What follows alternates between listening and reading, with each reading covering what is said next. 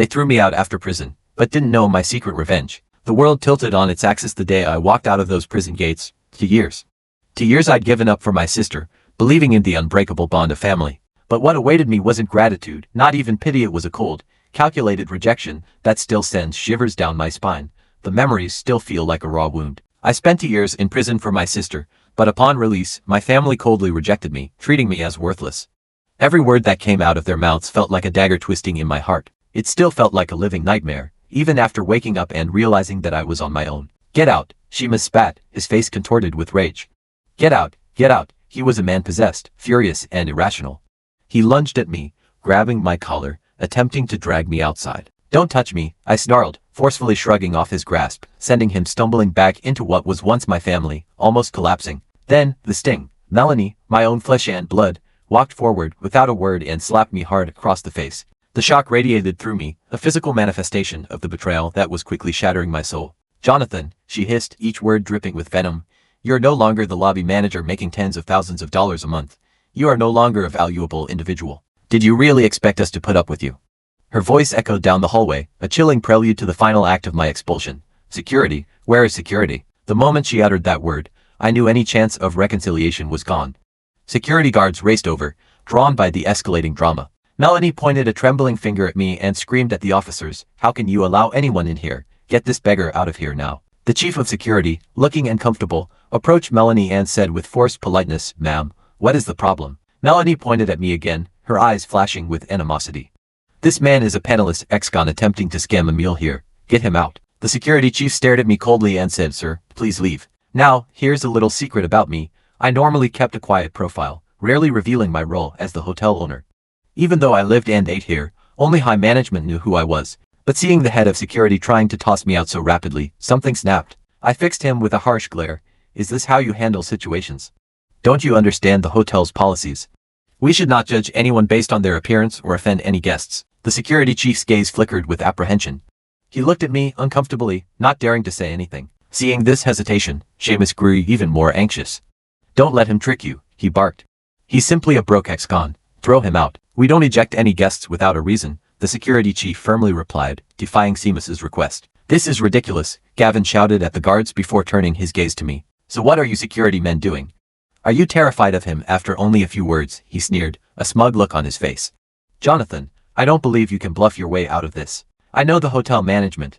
One call from me and you're out." He triumphantly took out his phone and dialed. "Mr. Feldman," he said into the phone. "It's Gavin." A curt voice responded, "I'm busy." The call ended abruptly, leaving Gavin standing awkwardly, phone still in hand. I scoffed, a wave of dark satisfaction washing over me, and calmly asked, "You want to talk with Mr. Feldman? Allow me to help you." I took out my phone and dialed Mr. Feldman's number. "Come to private room 777 within 3 minutes. I hung up, a sense of calm serenity flowing through me, which was what I was aiming for. "Are you out of your mind, Jonathan?" Gavin sputtered, his face turning red. "You are a broke ex-con. Do not claim to be someone important here.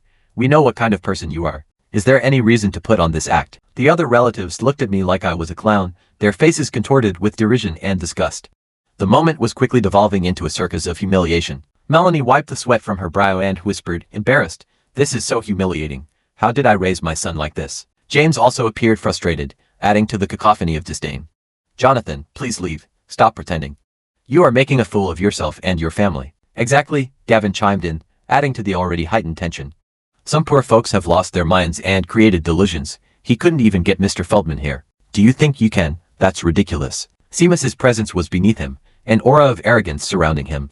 But just as he finished speaking, a middle-aged woman in a suit appeared by our side. "I took the fall for my sister and served 2 years in prison. But when I got out, my sister and brother-in-law were concerned that I would compete for the property and assist my parents in attempting to push me out of the house. My folks approached me quickly. They claimed Joanna had a weak heart but had ultimately managed to marry. If she went to prison, not only would she lose her marriage, but her life may be jeopardized. They cried and asked me to accept the blame for her. They assured me that the entire family would handsomely reward me once I was out. I didn't do it for a reward. I did it because I loved my parents and genuinely cared for my sister. I made personal sacrifices for her, including going to prison, selling my car, depleting my money, losing my job, paying the compensation and enduring all of the insults. But I never anticipated my heartfelt sacrifice to be met with such treachery and scorn. I do not comprehend. Isn't blood meant to be thicker than water? Why does family loyalty wane in the face of personal gain? Joanna's expression darkened with disdain when she heard my words. She responded, "I've already thanked you for taking the fall. This house is now in my name. And Seamus and I are expecting a kid in a few months.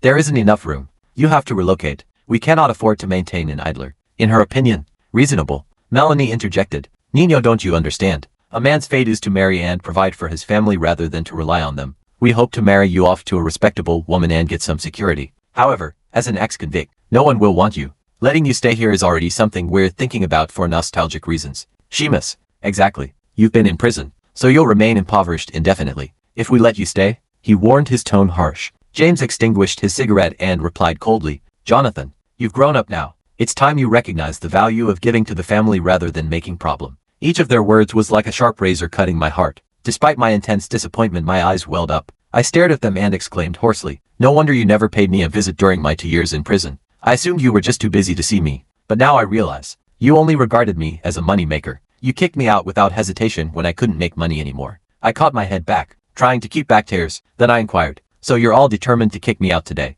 "Yes," Seamus responded without hesitation. Melanie, Joanna, and James all appeared determined. Obviously there was no space for negotiating. I saw no affection in their eyes. My heart devastated. "As you wish. We're done starting today. And I hope you don't regret it." Finally I saw them for what they were. These folks, who I longed for during my 2 years in prison, did not deserve my sacrifices. However, the $100 million I had intended to split with them would now remain with me. I walked out the door without saying anything else and did not glance back. Behind the door I heard Seamus' furious roar. "You think too highly of yourself. What's there to lose by cutting connections with a broke ex-convict like you? If we let you stay here and mooch off us, we'll truly regret it." After leaving that callous home, I explored the streets alone for quite some time before finding a hotel to stay at. Lying on the bed, I gazed at the 9-figure number in my bank account, lost in thought. I used to believe I grew up in a pretty happy family. When I worked late at the office, my mother would bring me my favorite supper. When it rained, my sister would come and pick me up at work. I felt like the family's most cherished young prince. I was always perplexed when I saw tales online about parents preferring daughters over sons. How can such families exist? How could they not love their sons? But now I understand that dreadful sensation of helplessness and disappointment. I realized I had always been a member of such a family.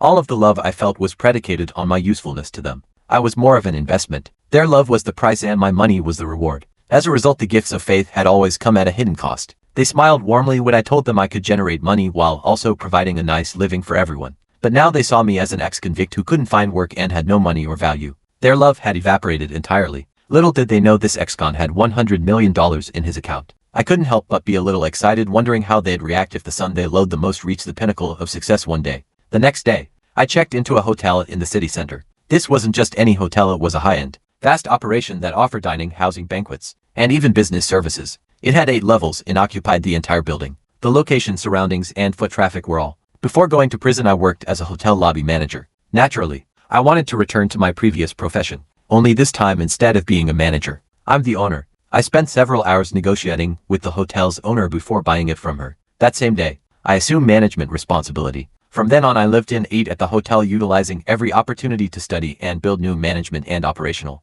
Under my direction, the hotel's business grew to the point that reservations were nearly impossible to come by. I quickly became a legitimately affluent man in the city. While inspecting the dining department, I overheard Joanna talking in a secluded area. "This motel is quite popular. I had to plan my daughter's 1-month birthday party 2 months in advance simply to get a table. I've heard that only the creme de la creme may die here. Joanna, you made it, bringing us to such a luxurious location." I stopped in place when I discovered Joanna had invited our parents and a large group of relatives to this private room to celebrate our newborn daughter's 1-month birthday. Melanie was showing off by filming videos on her phone. My face appeared in the shot as her camera panned to the door. "Jonathan, what are you doing here?" Melanie sat down her phone and frowned at me. When they heard this, everyone in the room turned to face me, who was standing in the doorway. "Jonathan, do you have no shame? You knew we were hosting a banquet here today and followed us only to get some food." Seamus raised up and chastised me like I was the plague. "Who said I was here to scrounge for food?" I responded calmly. "What are you here for if not to beg? This is a high-end establishment exclusively for the privy. If you're hungry,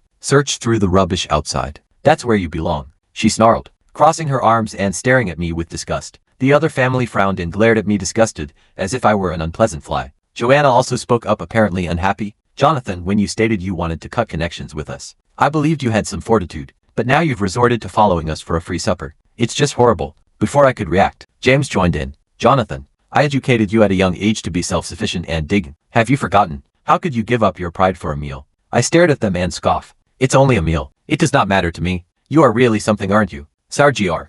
As if an impoverished ex-con like you could ever afford a lunch here, even if you've worked your entire. Shame is near. So, Reddit, I ask you, based on everything you've read, do you think I handled this situation the right way? Did I overreact? Should I have tried harder to salvage the relationship, or was cutting ties the only viable option?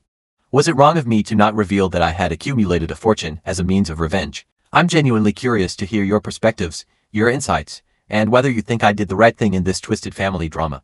Please share your opinions and tell me what you think because I really need to know if I acted correctly.